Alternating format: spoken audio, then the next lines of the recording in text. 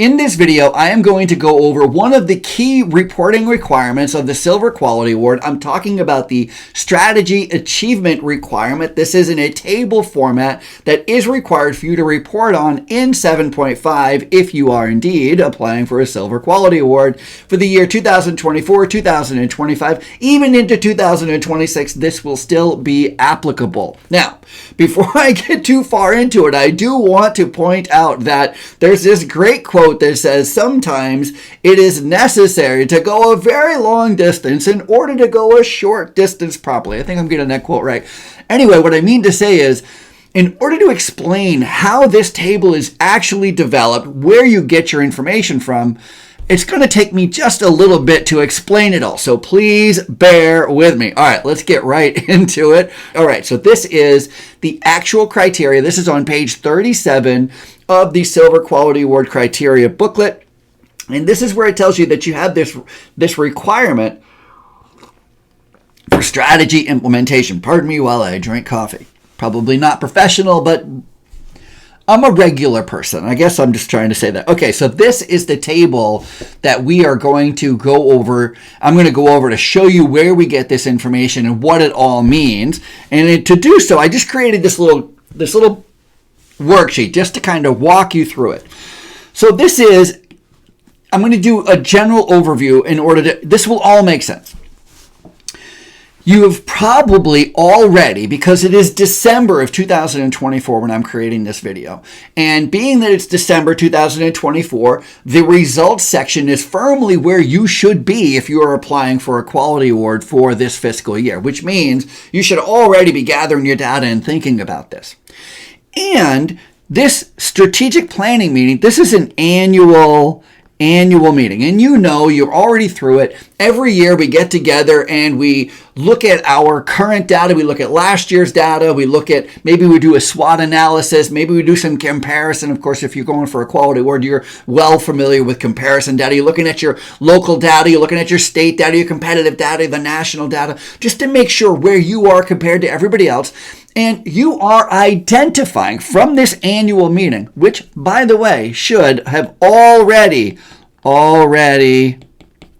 happened. It's December. So this has already happened. You probably did this in October. It's already happened. You already have a plan for 2025. Of course. Everything at this strategic planning meeting, I should say, one of the main things you are doing is you are going to identify some gaps. You're going to identify some challenges. You're going to identify some things that you really need to work on, whether it's census or antipsychotic med use or rehospitalizations or staffing turnover or satisfaction levels of your customers. Whatever it is, you're likely identifying a whole host of things. I wish I could say that I've been in strategic planning meetings and we only identified 2 or 3 things. It's not true. It's more like 200 or 300 things. Like, there's so many things to that we can improve on year over year. And so our identification of strategic challenges can be really, really, really long. But what our job to do is, especially when we're talking about the Silver Quality Award, you're going to constantly see this word key. And the word key simply means most important. So we're going to identify the most important strategic challenges. And strategic, it's listed 3 times for a reason. Strategic simply means that it is detrimental to our business. It's either very important to our business, or it's like in support of our business, or it's very important to our business that if we don't overcome it, it's going to be detrimental to our business. So we're talking about the most important key strategic challenges, things that we have to accomplish, we have to make better. Those key challenges are going to automatically become our strategic objectives. What I mean to say here, to make it even more plain, if one of the things that you identified was a high number of falls, your center last year, your falls are just above everybody. You're having more falls than the state average that you work in. You're having more falls than the national average you work in. Heck, you're having more falls than you were last year this time, right? Like, all of it's pointing to bad. You identified falls are going out of control. That's the strategic challenge you're identifying. Well, it only makes sense if it really is important to your business, and we can argue that falls would be very important, that you want to lower falls. This lowering falls is a strategic objective. So the identify your strategic challenge now becomes a strategic objective. It's always going to be the opposite. Anything that you identify as a challenge, a strategic challenge, you would automatically create its opposite. Let's say that a strategic challenge was a low census. Well, then the objective would be to increase census, right? Low, want to increase, right? So it's always going to be the opposite. Now, we're going to jump right to QAPI. And again, this is all going to make sense. This strategic objective is going to be listed here. Strategic objective. And this here that I'm going to go over right here, this is just QAPI. And I need to show it this way for QAPI so you can see what I'm trying to get at, what the point of all this is. So as you know, what QAPI does, QAPI is very simple. It's the funnest game in the universe, but it's very basic. We have a strategic objective. And in this case, it's antipsychotic med use. So we want to lower antipsychotic med use. I'm just going to say PSY. Antipsychotic med use. We want to lower it. Why would we want to lower antipsychotic med use? Well, because we must have identified antipsychotic med use as going up, as a problem. Like it's been increased, so our strategic objective is to reduce antipsychotic med use. Okay, perfect. For QAPI, we're going to go, okay, what's the goal? And the goal is always just a measure. So it's a percentage, it's a number, it's a DSO, a day, it's a date, whatever. So let's say that we're going to say that our goal is we want to lower antipsychotic med use by 10%. We're just going to use it as a percentage. Timeline, we want to do it by the end of the third quarter. So now, again, this is QAPI. This is very little to do with the quality awards. This is just daily operations. This is how we work in QAPI. So we have a goal. We have identified a problem. We have a goal. Our problem is now a strategic objective. We have a goal. We have a timeline. And we're going to break out a root cause analysis. That's where we're going to get our IDT teams to go like, what is actually happening here? And we're going to likely come up with 1, 2, 3, 4, 5, 8 reasons, whatever, some reasons on why the antipsychotic med use is going up instead of down. Then we're going to brainstorm, BS equals brainstorm. We're going to brainstorm some ideas on how to handle what we have uncovered with these root causes analysis, right? And then we're going to come up with a plan. As a side, it's not important for this, but if you found 3 root causes, then you need 3 plans, right? If you found 5 root causes, you're going to need 5 plans because every root cause is going to need to be addressed with a plan, right? So you come up with a plan, you do the plan. This is just a basic PDSA, by the way. You're very familiar with that. You're going to do the plan, and then you're going to study the results of the plan. Let's stop here. Let me grab my red pen. Stop here, right here. This whole study part. What does it mean to study? The study is right here. See, the way that we study information in QAPI is by tracking and trending it over time. And so as you can see, we're going to quarter one. This is a little outdated of a graph, but just imagine it's updated. It's 2000. Imagine this is 2024, not 22. Okay, so quarter 1, quarter 2, quarter 3, quarter 4, quarter 1, quarter 2. QAPI, what we would do in QAPI is every quarter we would put down our numbers and we would you could see that we are in green. Well, looks white here because my iPad doesn't show green. Okay, so it's in white here. So maybe I can make it in red. This is red, red. See it a little better. Red, red, red, red. And then the senior center is red. Okay. And then not to confuse everybody, I'll change my color to blue. Okay. So what QAPI does with this result here, the study, is we track our results every month. And you can also see that we're also tracking the state and the national numbers. So we're not just looking at our own antipsychotic med use numbers. We're trending and tracking the state and national numbers right alongside us.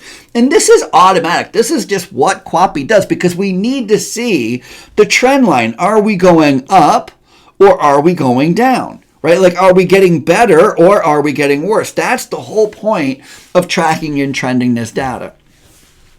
As a quick aside, if you do look at this graph that I created, this graph right here, that is right here, you will see that this graph has every single thing that AHC requires of a graph. It is labeled. It tells you where we got it. We got this data from point, right? It tells you that this is required, which you have to write if it is. It gives you the label that it's antipsychotic med use, gives you the figure number. We have an arrow that tells you which is better. And of course, lower antipsychotic med use is better going down. So you can see all that. We have 3 comparisons.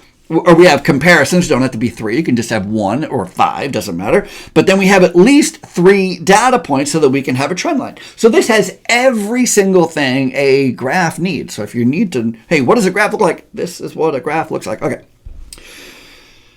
Now, this, when you take the action, you're going to take action based on your quarter over quarter comparison. It's, are we doing better or are we not doing better? And in this case, you can see that this center is doing a lot better than state and national. And it looks like they stopped around 10% and they started around 10%. And so it seems like a flat trend right here, which is not terrible, but it's a flat trend. Okay. Now that I explained all of that, hopefully you're staying with me. Let me clean this all up. Let me clean all this up. Okay. I just need a clean plate. Okay. Now, what I want to draw your attention to is this final quarter. And in this case, this is 2024. 2024, not 2022. So this last data point that has been reported is obviously the most recent up-to-date data that we have going into the quality work, because it's obviously not likely you're going to have quarter 4 data for the quality work, because it's your application is due in January, and of course quarter 4 you might not have all that data available at that time. So this is usually Q3, so quarter 3. And what we're doing is we're going to look at ourselves here, and this is the senior care center right here. I put it in blue this time.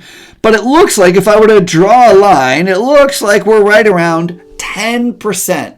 So where we started and where we ended is very important for 90% of the quality award reporting requirements, because we're looking for a positive trend, of course. We want to see that you're improving your numbers. However, for this other requirement, we're talking about the strategy achievement requirement.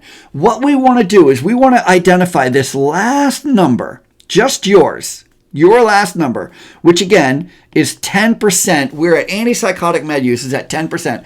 We want to take this number and we want to bring it down to here, 10%. So now let me fill this out. Our strategic objective is antipsychotics. Antipsychotic med use is the strategic objective that we're working on. The figure number is figure 7.1A2. That's where we reported it in section 7. 7.1A2. That is the figure number. 2024, this means present. Where are you right now with your antipsychotic med use? And we know by looking at our table, because QAPI's been tracking and trending every quarter for the whole year, we are at 10%. And so now we can put that we are at 10%. Okay. Now comes the big analysis part. Because you've already, again, it's December of 2024. It is very likely that you've already had your annual strategic planning meeting for 2025. So here's the question. In that strategic planning meeting that you held for 2025, when you looked at identifying your challenges and creating strategic objectives, and you developed a goal, which again is a number, it's a measure, what goal did you put down for antipsychotic med use? let's say in this example that you said, you know what, our goal is actually to get our antipsychotic med use down to 8%. That's really where we think we can get to in 2025. And you're making this decision before 2025 occurs, because this has already been done at your strategic planning meeting. Now the big question for the quality award is, because you're going to fill this out, and again, you only need 4, 5, 6 of these strategic objectives. You're not going to list every strategic objective you have. You're only going to list the ones that you listed in 2.1c. Just let me bring that up real quick. If we go to page 50, oops, 60, I went a little too fast. Page 50, if I'm right, it's 50. What page are you? Okay, page 50. 50, here we go. I was already doing some work here. Page 50, 2.1c says, what are your organization's key, most important, strategic objectives and their related goals? And then look at this little line here. How do the strategic objectives align with your strategic challenges? Well, not to put too fine a thing on something, right? But we had this big meeting where we identify what? We identify our challenges. And then what do we do with those challenges? We create strategic objectives, right? So how do we align? I'll show you how they align. They align quite nicely, right? So in the Silver Quality Award criteria, it's asking you in 2.1c, what are your key, most important? And you're only needing to list the most important. And just keep in mind, it's not a long list. I mean, typically we're seeing between 5 and 10 key strategic objectives listed in 2.1c. I've not seen many that are beyond 10, and quite honestly, 10's a little bit big of a number even, but between 5 and 10. You certainly wouldn't expect to see less than 5 key, most important strategic. I mean, I can just rattle off 5 right now, right? Like finances, we're not making enough money. We don't have enough census. Our turnover rate is too high. We're using too much agency. We're spending too much money. Like, I mean, it's so easy, right? Throw QMs in there. I mean, forget about it. I mean, we can come up with 7 million things that are important strategic objectives. So you don't want to list everything. You only want to list 4, 5, 6, 8 of the most important. Now, here's the key. Whatever you say here in 2.1c, you are going to want to list here. 2.1c has to be listed here. So everything from 2.1c that you said, these are the strategic objectives that are most important to us, every one of those have to be listed here. And as an aside, you probably already know this, everything here in 2.1c also has to appear in section 7. You wouldn't say, like, antipsychotic med use is really important to us. Oh, but we're not tracking it at all. Well, if you're not tracking it, guess what? It's not important to you, right? Like, you would be tracking it. And if you're tracking it and you're trending it and it's important to you, it's going to be in section 7. Okay, I said all of that to say that we still are required to have a little bit of analysis. So if I go back to page 37, what page am I on? Oh, is it 37? 37, okay. Yes, 37, okay. I read this application so much, I know where all the pages are. That's how this is working out. Okay, so when we read the note for this requirement, and please read all the notes. This application is so well written. It is designed to be so user friendly. So, but you got to read the notes. It says, so as noted in 2.1c, I went over all that. Okay, the representation of the results also must demonstrate evidence of analysis. Evidence of analysis. What the heck does that mean? Where's the evidence of analysis? The evidence of analysis is coming in 2 forms, because it says that you can do 2 things. You can simply showing numbers. You can simply showing numbers without analysis. It says, do not just give me a table. Don't just give me this table. This table does not do enough. It's a great first start, but that's only number 1. You do have to give me analysis. So, the results may be shown in narrative form or in the table. narrative form or in a table. So how do we provide evidence of analysis? And you can see these colored little boxes here.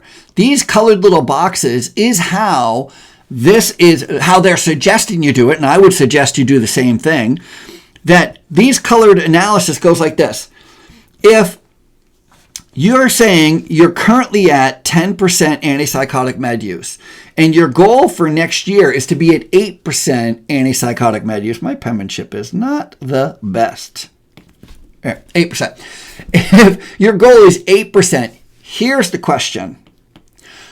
What's the likelihood that you're going to make it to 8% next year? Do you feel confident about it? Do you not feel confident about it?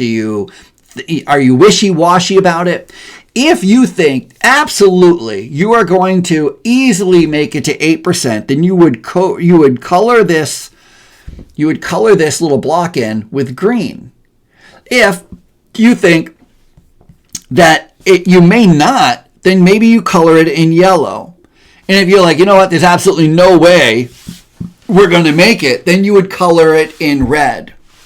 And this color coding here of these boxes demonstrates your analysis, meaning you went like, look, we see where we are right now on our strategic objectives, on the most things that are most important to us. We look at what is likely or what our goal is for next year, and we know, like, gosh, I don't think we're going to make it. Or I'm like, you know what, we'll easily make that, you know. And I'll tell you, like, you know, not to get too far into the weeds, but this happens when it comes to like budgeting, because oftentimes we are paid, our bonus structure is based on the achievement of the financial goals. And I don't know about you, but I've been in situations where they put financial goals out there like, oh, your percentage, your financial goal is this. And I'd go, you might as well throw that in the trash, because there is no way we can make that financial goal. And if my bonus is tied to that financial goal, I'm not getting a bonus. I mean, I might as well give up. It's not even 2025, right? Like, I'm just trying to say, like, you know intuitively whether it's a yes or a no. And the things that you don't know intuitively, then you make them yellow. Just go, you know what? I'm hopeful, but I'm not sure, right? And that's this color coding that the Quality Award is offering as a solution. Now, as a way of providing analysis, you don't have to, of course. You can literally create a table like this and then write in paragraph form each one. We're not sure that recommended to others is going to go up. We're pretty confident that we're going to be able to reduce falls, but then I don't think it's going to happen at all about, increasing job satisfaction or whatever it is, whatever one of these strategic objectives that you've listed, you would put here. Hopefully, this is all making sense. I'm going to do a real quick little recap just to try to walk you through it real quick once again, just because you're like, oh my God, there was so much information. You go too fast. I know. I talk fast, so you have to try to listen fast, and it can be a challenge. But let me do it really quick again. Okay, this annual strategic meeting takes place every year where we identify our key strategic challenges. Any challenge that is strategic, something that's really, really important to our business, is going to become a strategic objective. All strategic objectives are brought to our QAPI meeting, to our QAPI team, our IDT team, where we identify a goal, which is a measure. And in this case, our antipsychotic med use is our strategic objective. We want to reduce antipsychotic med use. We want to reduce it by 10%. That's our goal. We want to reduce it by 10% by the end of the third quarter. That's our timeline. We've identified 1, 2, 3, 4, whatever, root causes on why we're having so much antipsychotic med use without a diagnosis. I should have added that distinction.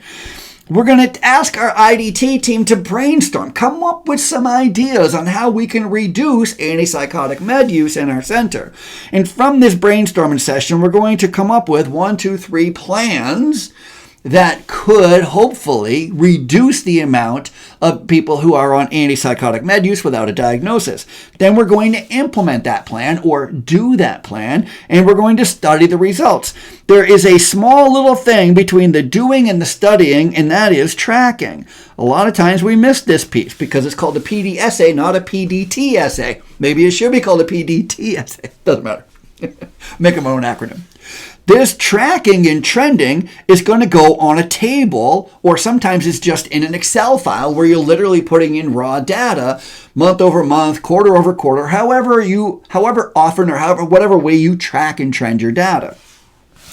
This tracking and trending data is what you're going to report in the quality award program, because we're looking for you to tell us two things. We want to know, how are you trending? Are you trending up or are you trending down? In this case, down, because we're talking about antipsychotic med use without a diagnosis.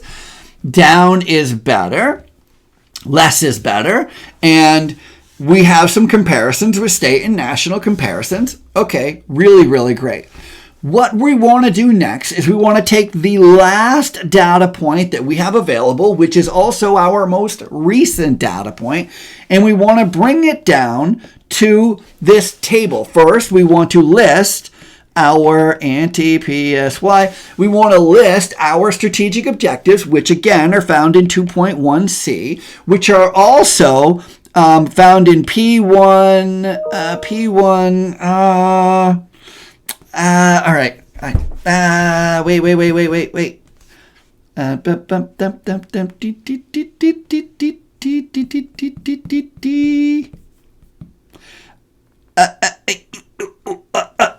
P1, B1, P2, B1. Damn it. P2, B1. All right. P2, B1 is where your strategic challenges are, right? Because your strategic challenges are how you create your strategic objectives, right? So that in P2B1, you should have listed the 4, 5, 6, 8 things in those challenges should also be listed in 2.1c as your strategic objectives. Okay, just a little pro tip there. You're going to list them all here under your strategic objectives. You're going to tell us where we can find those. Tell us as in the examiners. Well, this one is in figure 7.1a2. So 7.1a2. Meaning the examiner can go back to 7.1a2 and they can find this graph that shows your data, which is perfect. Then we're going to say, okay, where are you right now? This is most recent. Most recent, and we are at 10%, because we see 10% here. We can draw this straight line. It looks like 10% is our most recent data point. Perfect. Okay, so we're at 10%. Now, at your strategic planning meeting, which you already likely have had this year, your plan for next year, 2025, the question is, what is your goal? And again, keep in mind, the goal is a measure. What is your goal for 2025? And now let's say our goal was a conservative 8%. We're at 10% right now. Our goal for 2025 is to continue to reduce antipsychotic med use down to at least 8%. Now, the big question is the analysis part. What do you think? What's the likelihood that you are going to get to 8% antipsychotic med use without a diagnosis? That is the question. And if you think that it is not possible, you're going to fill this in red. You're going to provide this little key, by the way. You're going to provide the key. Don't not provide the key. Let us know that green means yes, yellow means not sure, red means no, right? Like put the key in there. If you think that this is likely, or you're not sure, you're going to color it in yellow. And then, of course, if you think you're definitely going to do it, you'll cover it in green. You can't see green, so let me just write green. You can't see that either. Green. You'll color this box in green, red, or yellow, all of these boxes. And you provide the key that tells us what each color means, and that is the analysis.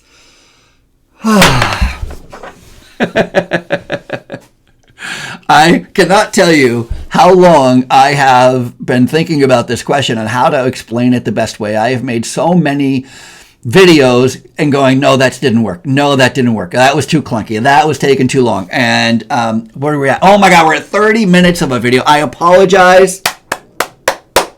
Nothing I can do. Sometimes you have to go a long distance to get a short distance properly. I don't, that's not me saying, and that's Edward Albee? Edward Albee? I don't even know who Edward Albee is, but what he said is what I'm saying. Let me know if you have any questions at all, because I know this can be cumbersome. Thank you for watching. And if you found this video helpful, please share the video with your friends and colleagues, like, subscribe. And if you are applying for a quality award, or if you are interested in learning more on how to design a award-winning quality assurance and performance improvement program, please reach out to me at ralph@ralphpeterson.com. Otherwise, thank you again for watching. Good luck on your quality award journey.